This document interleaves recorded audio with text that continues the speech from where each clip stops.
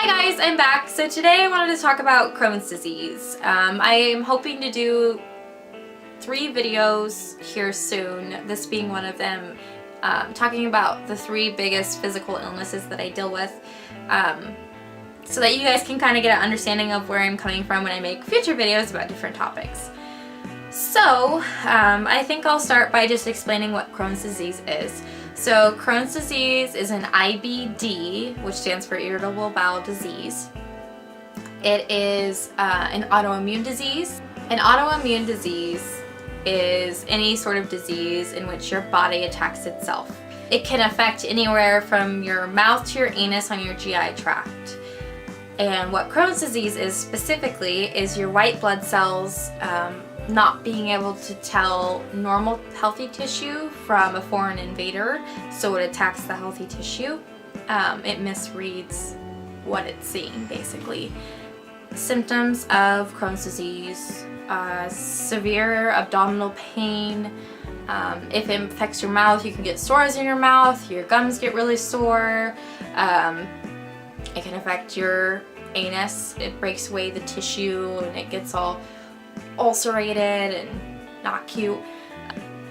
Diarrhea, constipation, dehydration, fast heart rate. Very common ones are blood in your stool and mucus in your stool. That's something that kind of indicates it probably isn't irritable bowel syndrome, but it's irritable bowel disease. Disclaimer, not a doctor. I know I'm pretty sure I said that in my last video, but I'll just say it again. I'm not a doctor. I have no sort of medical certification, and I'm purely talking to you based off of my own experiences, my own research with my disease, and just kind of what I have been told by doctors. So I'm starting with Crohn's disease because it's the first autoimmune disease that I got. So as a child, up until about age 17, I was healthy. You know, I got an occasional cold. When I was really little, I got a lot of ear infections. But other than that, I was a generally healthy kid. I did not know what it was like to be sick. When I was 17 years old, I was shopping in Walmart with my mom, and I felt this intense glass shard, barbed wire pain in my abdomen, and it hurt so bad. It was so intense and sudden that it literally, my knees crumpled and I was using the cart to hold me up. That was the first, and I can say that's the first documented experience that I had with the Crohn's disease at 17. Now at that time I had no idea what was going on. I just know that it hurt really bad and I felt like I was dying or something had ruptured. I tried to go to the bathroom. I couldn't really walk for a little bit because of the pain was so intense, like I couldn't move because every little movement just made it hurt it worse.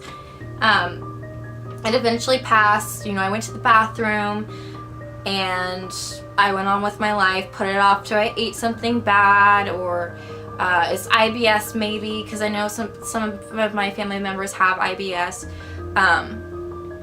And so I went about my days. As senior year of high school came around, I started to have a lot more instances of, oh no, this doesn't feel right. I would get like hot heat waves through my body from my abdomen up to my face in this intense pain, and it'd be like, I have to get to the bathroom. That, and I'd go through severe phases of, there was no in between. It was either constipation or that horrible pain and diarrhea. I'd be constipated for 2 or 3 weeks, and laxatives hurt me so bad. Even Miralax, which is something you're supposed to work up to before it even works, hurts my intestines so badly. I don't use it, I don't mess with it. But it would get to the point where I hadn't gone to the bathroom in so long that I would end up puking because the waste was sitting in my body. Stuff started to happen more often. By the time I was 19 years old, I went and talked to my doctor about it.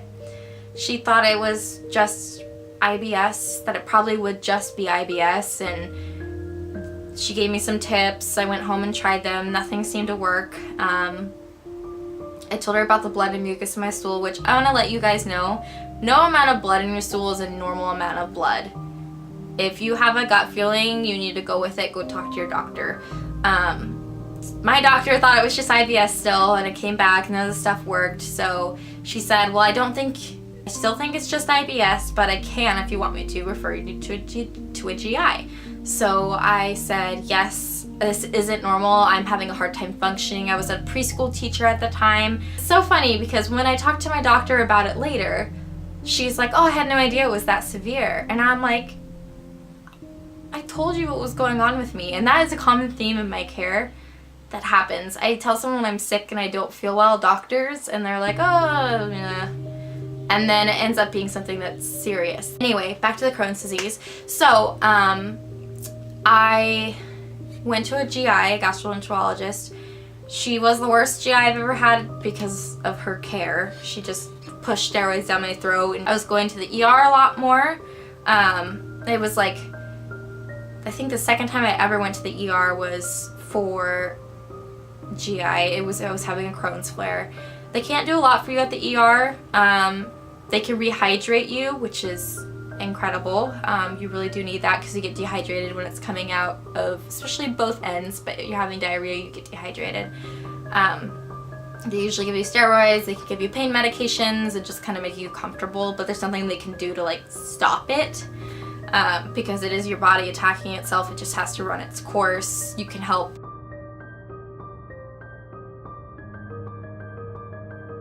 I had gone to the ER because I lost 17 pounds in 3 days, and I couldn't keep water down, I couldn't keep food down.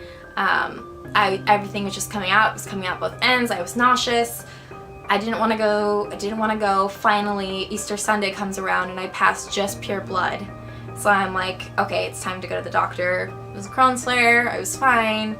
They gave me pain meds. My first experience having hydromorphine, which thought I was dying and having an allergic reaction when it hit me. It's a type of pain medication that they give you. Your pain medication scale is limited when you have Crohn's disease because certain ones that are anti-inflammatory you can't have because it tends to make your Crohn's disease worse. So I had, you know, the hydromorphine, which was quite the experience. Thought I was dying, couldn't breathe. I was like, oh no, they gave me this medication and I couldn't even speak because it felt like there was an elephant laying on top of me, and I'm like, oh no, I'm allergic and I'm gonna die. I didn't. Spoiler alert, didn't die. It was just hitting me really hard because they put it in really fast, and I kind of got hydrated. I was able to eat a little bit after that. Spent my Easter Sunday in the ER alone, but you know, I spent a long time in the hospital alone. It's fine.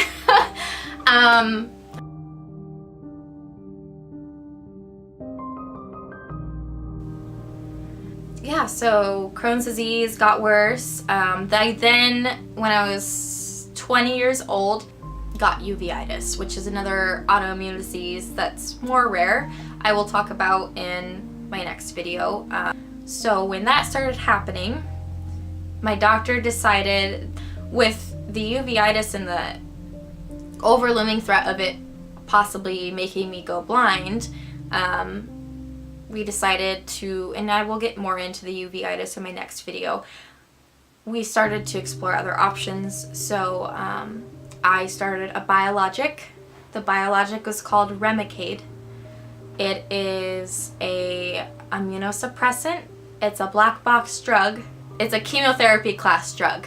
They give it to you at the same place they give cancer patients their chemotherapy. They just stick you with an IV each time you go in for a treatment.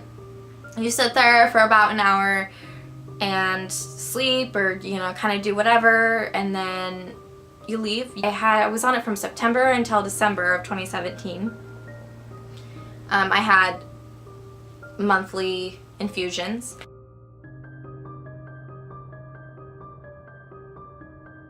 It was an incredible drug, guys. There were side effects later that happened from it that I wasn't aware of, but for those couple months, that's the most normal I have felt in so long. It controlled my Crohn's disease. I didn't have a single flare, and it controlled my uveitis too, so I didn't have to use steroid drops in my eyes, which you're not supposed to use long term because they can make you go blind as well. My uveitis flared a couple times when I was on the medication, but not nearly as much, and my Crohn's disease didn't flare at all. So it made me almost normal, besides the fact that my immune system was inhibited, so I had to be a lot more careful about things. It almost made me like an infant slash or elderly person. You know, I had to be careful about being around people that were sick, especially right after my infusions. I was very careful about who I surrounded myself with. When I was at work, I'd wear a mask. So one of the bad side effects of it that I was not aware of is it actually wrecks your veins. Toby, no. Alright guys, so hi. I have been trying to film this video like I think 4 or 5 times, and every time we do it cuts off at some point and like doesn't tell me it stops recording. So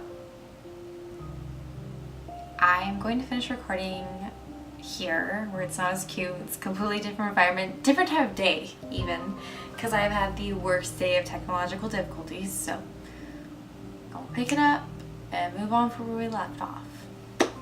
I know the lighting isn't great, but it's like the best lighting in my apartment. So typically when you have a chemotherapy class drug, you have a port in which the medication goes in, and so you don't get stuck multiple times or a new time each time with a new IV. But that is not how Remicade works. You just get stuck each time with a new IV, and I didn't know this, but it was destroying my veins as it was going in. So I have very few veins now to pick from when it's drawn, whether it's drawing blood or getting another IV. I have tons of scar tissue over the veins that I do have. In fact, when I go to get my blood drawn,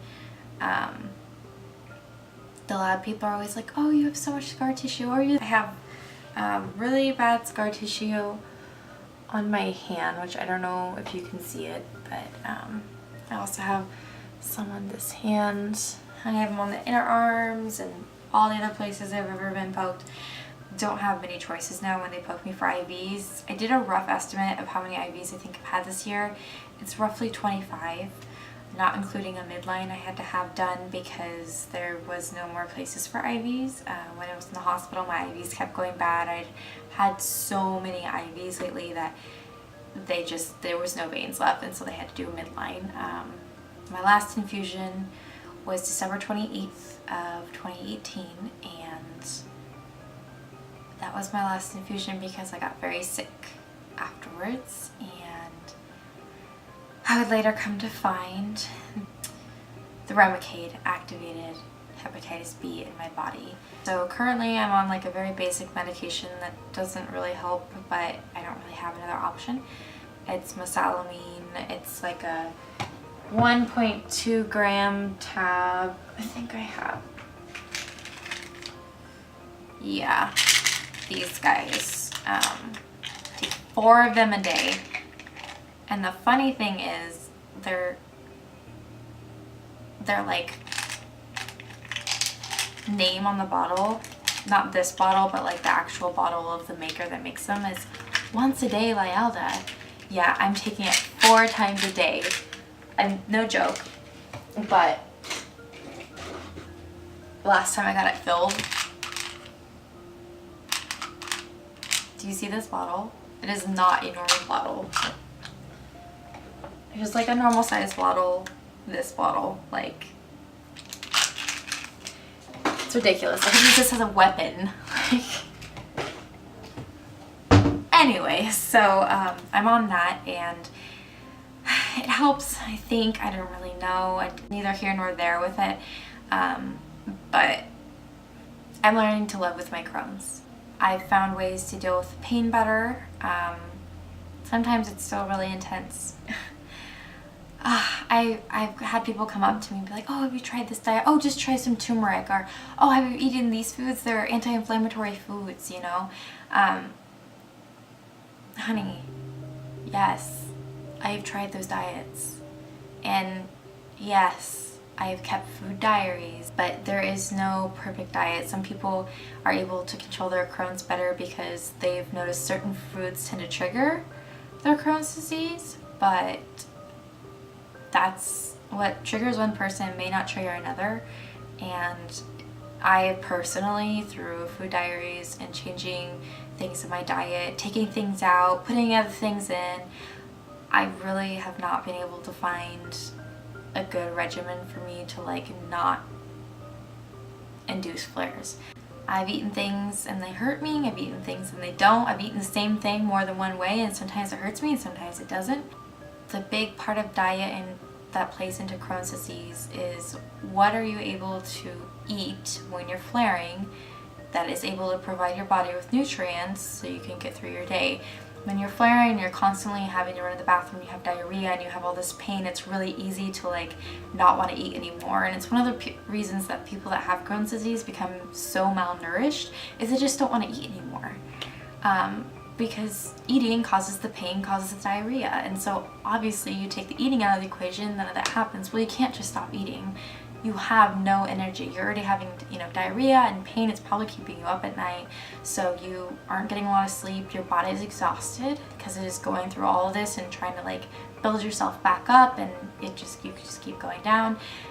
And food is energy. If you don't eat, you don't have energy. So that's one of the parts I struggle a lot with Crohn's disease is when I'm flaring, trying to find something that I can eat. If I've cooked it up before, probably be a couple years before I try it again. I don't eat raw vegetables. If I eat vegetables, they're cooked. They're easier for my body to process that way. There's few vegetables that I will eat while they're raw.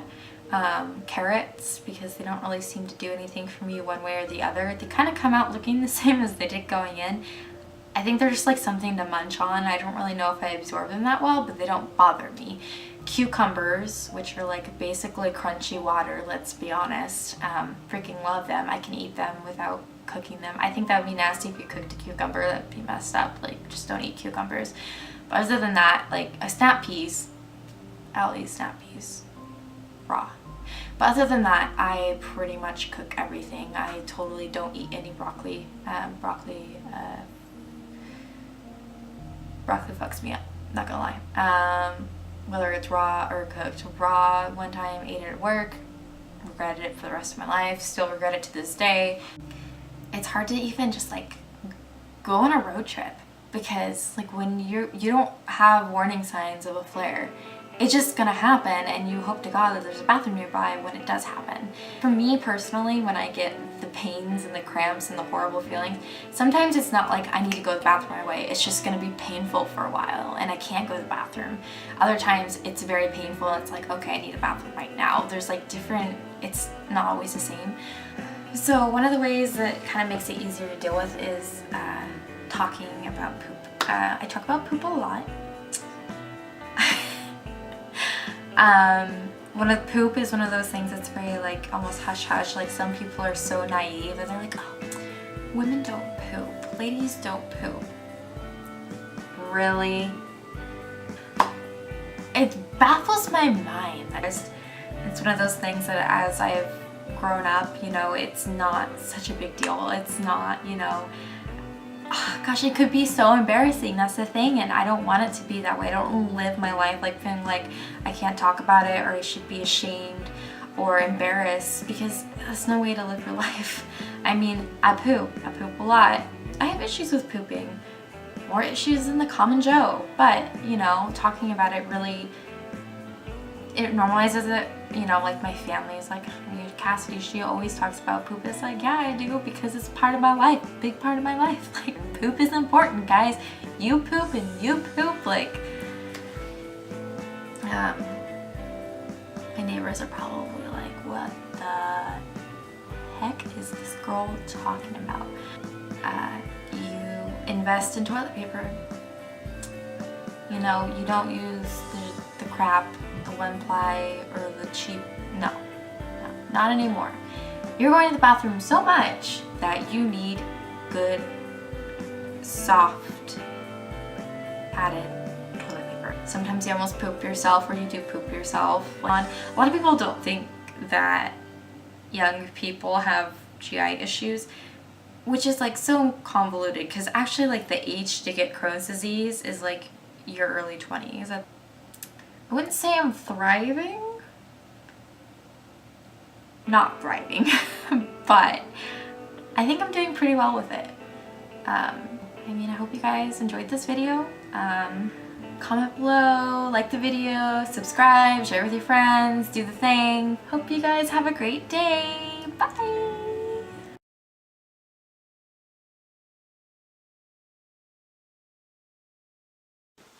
Sliding into them DMs like, oh my gosh. Maybe, yeah. It got stuck! Did you get baby food on you? I almost lost it. No, I think I'm okay. It doesn't look that gross. It doesn't look gross enough. No one can clock it. It's not like, wow, you have actual feces like on there. Yeah.